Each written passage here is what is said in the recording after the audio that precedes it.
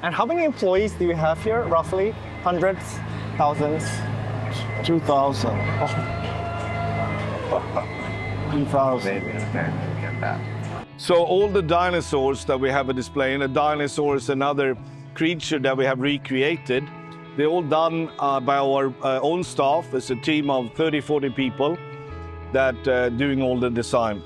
How true are they to, like, They're supposed to be exactly the size. They supposed to be exactly the shape as the scientific description. Of course, the colors, nobody really know what each species look like in color, so they are a bit inventive. speculative, yeah. Yes, so they speculated. Some of them have feathers and some of them don't. Yeah. We actually have, I think, 4 different design of T-Rex. I see. The old version, the new version, the Jurassic version, the feathered version, and the different way they walk as well. Hi guys, my name is Sean. I'm a houseplant enthusiast from Jakarta, Indonesia. So this is in Pattaya and I'm with Anders here at Nongnooch Garden. So in today's episode, we're going to be looking at a lot of their collection, their beautiful garden, and of course a word from their director as well. You're most welcome to visit the garden today, and it's a pleasure to show you around. Yeah. And I'm sure you will see a lot of interesting things you will like. And I also want to add, by the way, Summer was here 4 years ago. Yes. And if you want to see what Anders looked like 4 years ago, you can check that. You know. But that video is really, really wonderful. She covered the Bromeliads, I believe the Hoyas and the cycads. Yep. And also a general garden history and tour. So check that episode out, maybe before or after this one. It's up to you. Right? Let's get this started. Yep. Dear plant lovers, welcome to episode 2 of Nongnooch Tropical Garden. In this episode, we tour parts of the park, divulging park operation secrets, and tour some beautifully landscaped gardens and themed areas. We start off in a Bromelia growing facility to understand why fields and fields of them are grown here and why they're not for sale. Let's begin. Yeah, so this is our Bromeliad propagation nursery. We have 3 large ones. Propagating several 100,000 bromeliads. Now, we don't sell these to the public. It's only for our display garden to keep it colorful. So many of the Neoregalias we see here, they haven't colored up yet, which is what they will do when before the flower.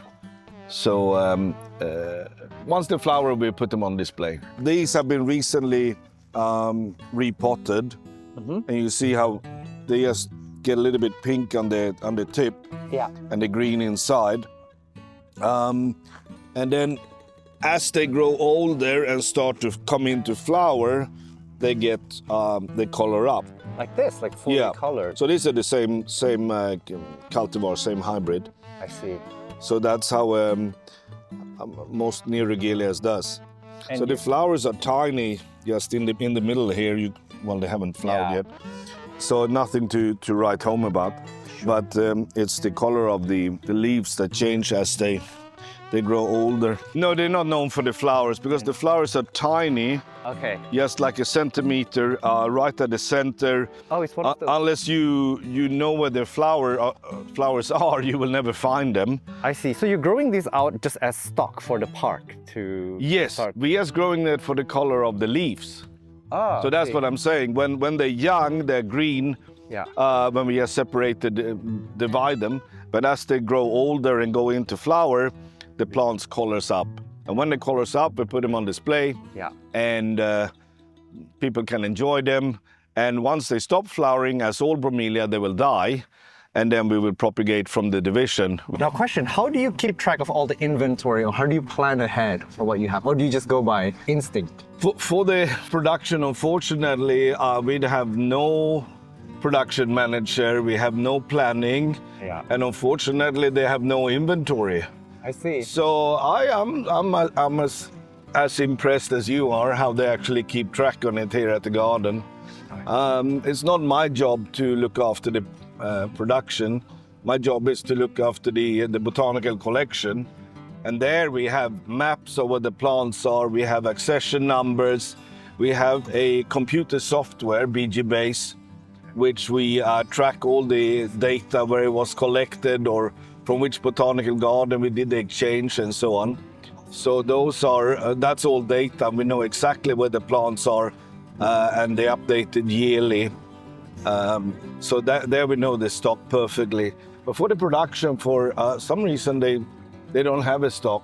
So they just go in and select whatever flowers and work from there. Look at all these beautifully grown. Yeah, so there's other things as well. These are acmeas. Beautiful. So usually acmeas have nice flowers, but this particular hybrid has sort of a reddish, pinkish leaves. Some of the Dracaena. Is this the JT Stardust? Yes, it is. Oh my God, you have tons of these. Yes, we do. That's crazy. They're beautiful. Still a very rare plant, by the way. Yeah.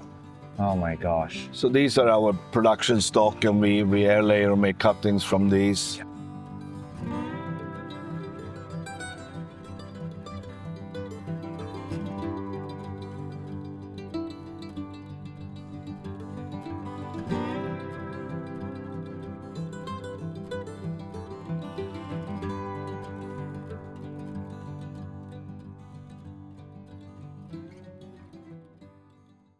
And then we have the collection of bougainvilleas here.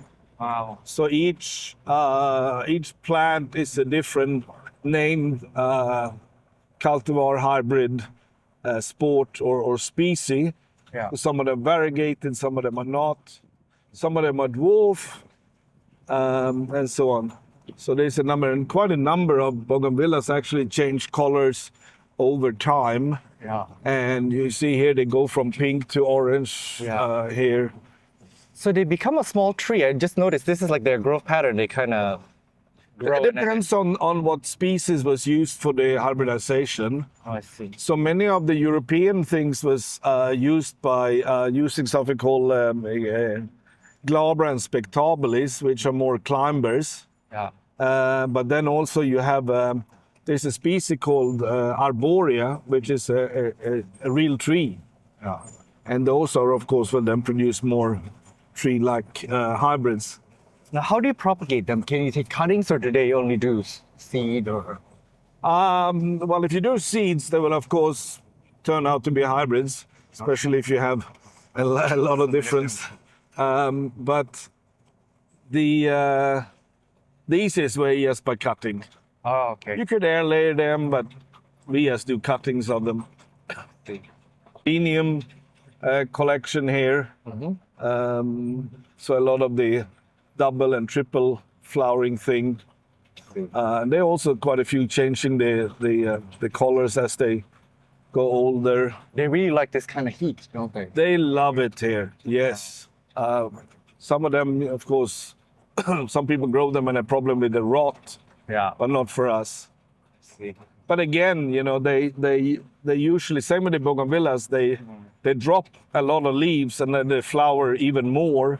But this year, we haven't really got to the dry season yet. These are oleanders, Nerium oleanders. Again, they also usually flower a lot more. It's just a few of these all different cultivars. You guys have a lot, I guess. We do. So we have one of the largest collection of bougainvilleas. I see. The largest collection in the world now is in China, in Hainan Island, where the Chinese have created a botanical garden just for bougainvillea.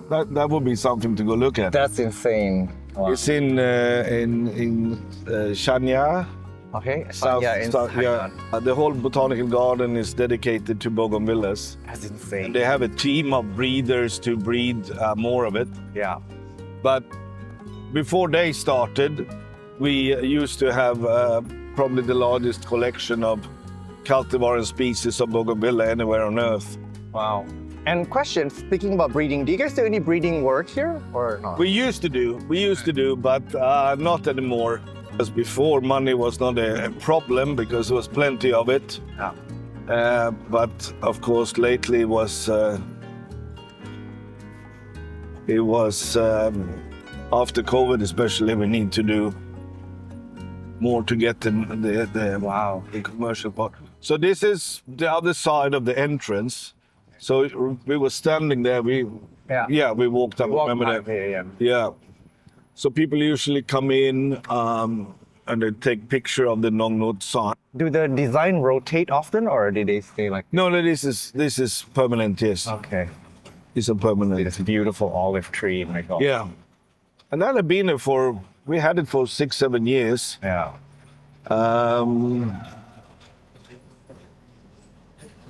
And these cactus, they're actually living under shade. Are they okay under the shade? Well, originally the plastic was transparent, Okay. and they got a lot of light. And now you can see they sort of growing out of shape because it's too dark for them. Yeah. This is what we call gardens in the sky. Okay. And you see the heart structures up there. Those are bromeliads. These are the cryptanthus. And they sort of, we don't use any soil at all. We just stick them in a net frame. Okay. And that's how they do. And then if you look here, these flowerings coming up here, these are all Guzmania. So these are the showy flowering one. Unless they're variegated, the leaves doesn't color up. Yeah. But the flowers last for 1 or 2 months easily. Awesome. Now, can we pause a little bit? I want to. Sure. Everything in our display gardens are kept in their pots. So they get changed, if not weekly, at least every second week. Wow. Ah, wait. Careful with the water. You could call it what? The cherry pickers, or what do you? What do you call it? The cherry picker or whatever. Wow. This is a lot of work to do all that. Yeah. Amazing. And how many employees do you have here, roughly? Hundreds? Thousands? 2,000. 2,000. So these terracotta structures and design is done by our fantastic team that we have at the garden. Three staff that are doing a very nice design. And now we're actually creating a display museum for all their artistic design that they're doing. But these are, of course, anthurium or flower inspired. Yeah. And all done in the garden by our own staff. I see.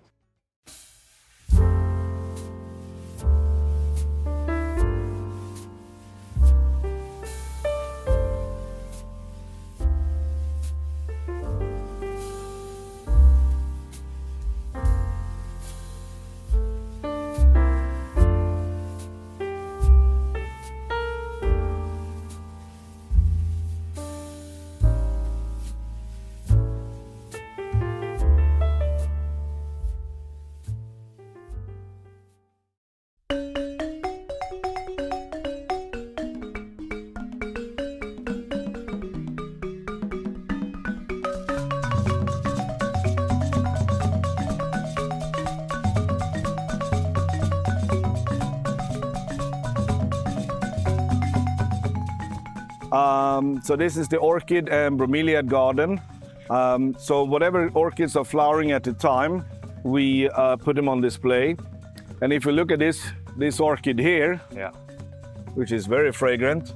So this is a hybrid that I personally made I see. of a Cattleya. Yeah. Well, it's actually a Brassavola Lilia Cattleya. And I had it registered with the Royal Horticultural Society in London as Mrs. Nongnooch. So to get a bit of extra points from the owner's mother. So this is named after Mrs. Nongnooch, and then we have tissue cultured it. I see. It's quite good because it's flowered 2 or 3 times a year. It has very tough substance. So when they get rained on and so on, it doesn't get damaged. See. And it's heat tolerant. And is it common for Cattleyas to have fragrance or not? No, not really. Okay, so this Not is really. unusual. Yeah. So these are you see yeah. If you feel here how hard. Oh my God, it's like leather. Yeah, it's like leather. So that's the thing. So yeah, when I had it registered, they say a very large, good substance, fragrant orchid And the Royal Horticultural Society in London, they were saying it's rare to get this kind of old-fashioned hybrids nowadays. Most of them are big and strong, big but not very strong growing. Yeah. I see. And you mentioned the leaf, or this is one of the leaves, right? Yeah, so it's more compact. I show you. See, this is a different thing. Look how they. See how long and sort of they're running one way. They don't really break up in different. So you see some of these. Look at this. It's quite a horrible growth shape of it. Yeah.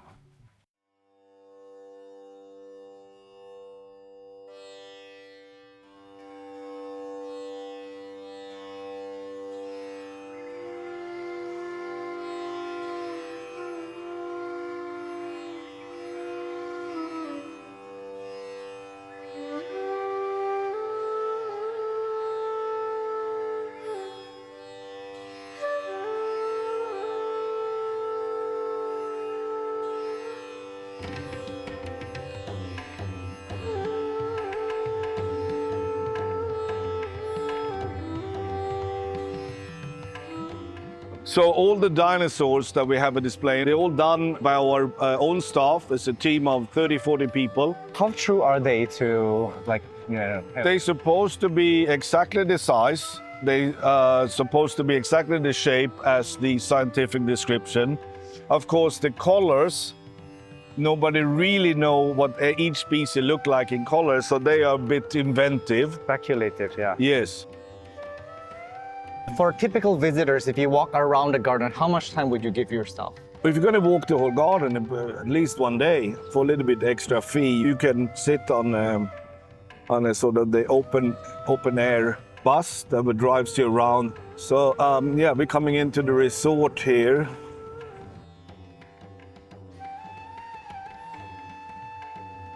You really have a very holiday vibe, almost like a Disneyland. Yeah, it is. And the colors as well, you know, there's all crazy colors. Yeah. So this is like walking access to the park itself. Oh yes. It's within the park. It's within the park, yeah. Okay. So this walkway connects the guests to the... Yeah, with the whole garden. You can go everywhere.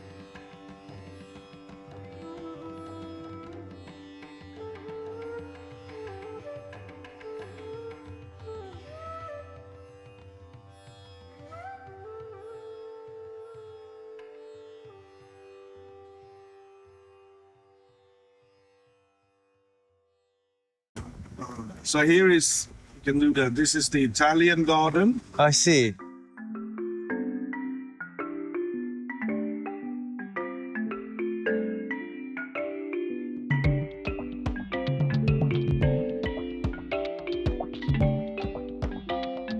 This is a bonsai garden. Yeah. Okay, let me So the bonsai or topiary.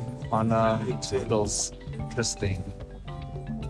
It's interesting that turtle carrying the bonsai. Yeah.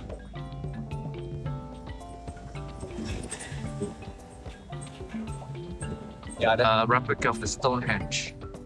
Yeah. It's my okay. There's 800 species of palms here. Yeah. We call it the palms of the world. And the highlight is, of course, the double coconut. That is what it looks like there. The coco de mer is what they call Are we here now?